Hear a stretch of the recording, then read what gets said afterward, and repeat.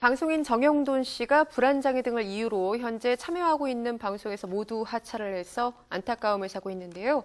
관련 소식 더 자세히 알아보겠습니다. 김현수 문화평론가 자리에 모셨습니다. 안녕하세요. 네, 안녕하세요.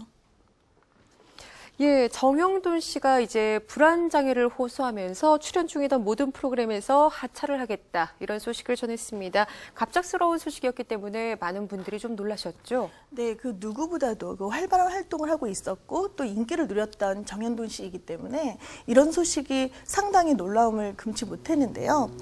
사실 그 한두 개가 아닌 6개 방송을 동시에 하차한다는 것은 방송가에서도 이전에는 없는 일이 아니었나라는 생각이 듭니다.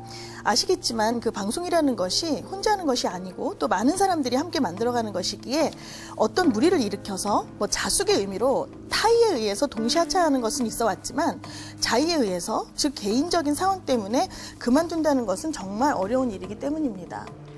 예, 정영돈 씨의 소속사 측에서는 지난 12일 무한도전 촬영분부터 이제 방송 녹화에 참여를 못하게 됐다, 이렇게 밝혔고요. 말씀하신 대로 이렇게 자의에 의해서 방송을 그만둔다는 것, 좀 중단을 한다는 것이 쉽지 않기 때문에 정영돈 씨가 이렇게 방송 하차를 선언하게 될 정도로 어려운 병, 무서운 병인 이 불안장애는 어떤 건지 좀 궁금해요. 네, 그 불안장애, 그 말 그대로 그 불안한 상태가 이유 없이 계속되는 것인데요. 그래서 네. 일종의 이제 정신병이라고 할 수 있습니다. 근데 이제 문제는 극도의 불안 공포감이 이 정신적인 상태에서만 머무르지 않고 불면증, 호흡곤란 같은 신체 증상을 동반해서 일상생활 자체가 힘들다는 것입니다. 불안장애에 해당하는 질환으로 뭐 이경규 씨, 김장훈 씨 등 흔히 스타들이 많이 알아서 연예인병이라고 불리는 공황장애를 포함해서 그러니까 특정 공포증, 뭐 사회공포증, 강박장애, 외상후 스트레스 장애, 범불안장애, 급성 스트레스 장애 등이 있습니다. 이런 불안장애는요, 그 연예인뿐만 아니라 국내에서도 국민 15%가 앓고 있는 현대인 병이라고 할 수 있는데요. 적절한 치료를 받지 않으면 만성화되기 쉽고 삶의 질이 떨어지고 우울증, 알코올 중독 같은 문제가 생길 수도 있다고 합니다. 예, 요즘은 이런 정신질환들에 대해서 굉장히 시각들이 많이 달라지셨지만요. 과거만 해도 연예인들, 무명인 사람들이 얼마나 많은데 이렇게 인기도 많고 사실 금전적으로도 부유하고 뭐가 걱정인가, 좀 정신적으로 흔히 말해서 멘탈이 약한 것이 아니냐, 이런 얘기들 좀 나오기도 했었거든요. 어떻게 예, 보세요? 말씀대로 사실 요새 그 서민들이 워낙 살기가 팍팍하다 보니까 화려한 삶을 살고 있는 연예인들이 뭐가 그렇게 불안하다고 하는 거지라는 생각들을 하실 수 있는데요. 이에 대해 그 정신과 전문의 그 박철우에 따르면 불안 장애의 병은 오히려 높은 자리에 있는 사람들, 또 이를 게 많은 사람들에게 나타날 수 있다고 합니다. 사실 정영돈 씨는 그 회사원에서 개그맨으로 전직했고요. 개그맨으로서 그 뚱보의 인기로 잠시 이제 인기를 얻었지만 다시 좀 재미없는, 안 웃기는 연예인으로 무명의 시간을 보냈습니다. 그러다가 이제 무한도전의 멤버로 참여해서 차츰 인기를 얻기 시작해 지난 2년 동안은 최고의 전성기라고 할 수 있는 시기를 보냈습니다. 또 최근에는 4대 천왕이라는 명칭까지 얻어서 소위 최고의 자리에 있었다고 해도 과언이 아닌데요. 따라서 그 무명 시절을 겪은 그로서는 내려갈 일이 이제 남았다는 생각에 혹시 이 전성기가 언제 끝날까 하는 그런 불안감이 있지 않았을까 하는 생각이 듭니다. 네, 여러 가지 이유가 있었겠죠. 이 정영돈 씨 하차에 대해서요, 동시에 많은 프로그램에서 하차를 하는 것을 두고 조금 무책임한 것이 아니냐, 이런 비판적인 시각이 있는가 하면, 또 일각에서는 그동안 이제 좀 자신이 아픈 걸 밝혀왔다, 이렇게 좀 안타까운 시선으로 바라보시는 분들도 있거든요. 어떻게 보시나요? 네, 그 정영돈 씨가 조금 어떻게 보면 좀 무책임하지 않냐라는 시각도 있을 수 있는데, 네. 이제 그것을 반증하듯이 그 소속사는 사실 정영돈 씨가 오랫동안 방송을 쉬고 싶다고 그렇게 밝혔습니다. 근데 이제 사실 쉬고 싶다고 해도요, 방송에서 아시겠지만 실질적으로 거꾸로 자꾸 인기가 치솟고, 네. 그러면 다시 스케줄이 많아지고, 그것을 강행하다 보니까 아무래도 이것을 그만두는 것이 어려운 것이 아닌가라는 생각이 들었고요. 그래서 이런 어려움이 이전에 그의 방송 인터뷰나 활동에서도 이미 보여지기 시작했습니다. 그 정영돈 씨는 3년 전 SBS 힐링 캠프에 출연해서 불안 장애 때문에 약을 먹고 있다 고백하면서 김제동 씨가 착한 얼굴로 옆에 앉아 있는데 사실은 이유 없이 자기를 찌를 것 같은 불안감에 시달린다고도 했습니다.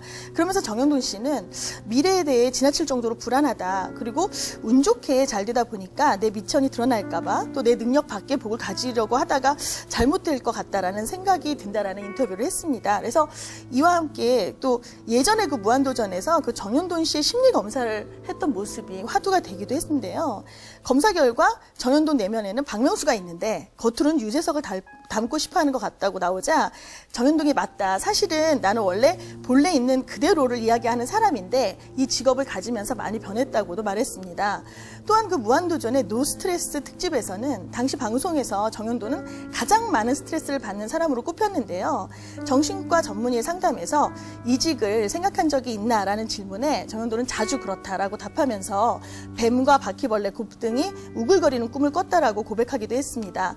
이처럼 그 정영돈 씨에게는 한순간 생긴 병이 아니라 오랫동안 사실은 이런 것들이 보여주는 징후들이 있어 왔다라고 볼 수 있습니다. 예, 대중의 인기를 먹고 사는 것이 스타 아닙니까? 그렇다 보면 좀 인기가 떨어지면 어떡하지? 사람들한테서 잊혀지면 어떡하지? 이런 불안 장애들이 좀 올 수 있는 것 같아요. 비단 정영돈 씨만의 문제는 아닐 것 같은데요. 그렇다면 어떤 좀 구체적으로 예방법이 필요하지 않을까 싶습니다. 얘기를 좀 나눠볼까요? 네, 그 연예인들에게 있어서 사실 인기라는 것이 그 동전의 양면과 같습니다. 네. 언제 이런 인기가 떨어지고 또 나에게 적으로 돌아올지 그런 공포감에 휩싸이기 쉬운데요. 아시겠지만 아무리 인기 있는 스타라 할지라도 한 번의 실수가 있으면 쉽게 용납되지 않고 나락으로 떨어지는 경우가 많이 있기에 24시간 일거수일투족을 신중히 살아야만 되는 직업이 되었고요. 그런 점에서 스타의 그 스트레스는 일반인들과는 또 차원이 다르다는 생각이 듭니다. 하지만 그의 직업이 직업이니만큼 사실 정신질환에 대한 우리 사회의 편견이 여전히 존재하기 때문에 최고의 인기를 누릴수록 자신의 개인적인 병을 적극적으로 밖에 알리기도 어려운 부분이 있고요. 따라서 적극적인 치료를 하기에도 어려운 현실입니다. 이번 정영돈 씨 일을 계기로 연예인뿐만 아니라 이제는 우리 사회가 정신적인 질환 역시도 육체적인 질환처럼 이를 편견 없이 인정해줘야 하고 또 조금 이상 징후를 보일 때는 선제적으로 좀 적극적인 치료가 필요하다는 생각이 듭니다. 예, 참 많은 사랑을 받았던 정영돈 씨이기에 또 이제 빨리 치료를 잘 마치고 건강하게 돌아와라 이런 응원의 목소리가 높은 것 같아요. 네, 함께 했던 그 무한도전 PD가 이런 말을 했습니다. 정영돈은 정말 방송을 먼저 생각하는 사람이다. 예, 이렇게 말했듯이 정말 제가 방송을 보면요. 정영돈 씨는 참 무엇이든지 최선을 다하는구나라는 생각이 들었는데요. 이번 하차를 통해서 충분히 휴식하면서 건강을 회복하는데 최선을 다해서 다시 멋진 모습으로 우리 곁에 돌아오셨으면 합니다. 예, 정영돈 씨가 워낙 방송가에서 왕성한 활동을 해왔고요. 또 중심적인 역할을 해왔기 때문에 그 공백이 상당히 크게 느껴집니다.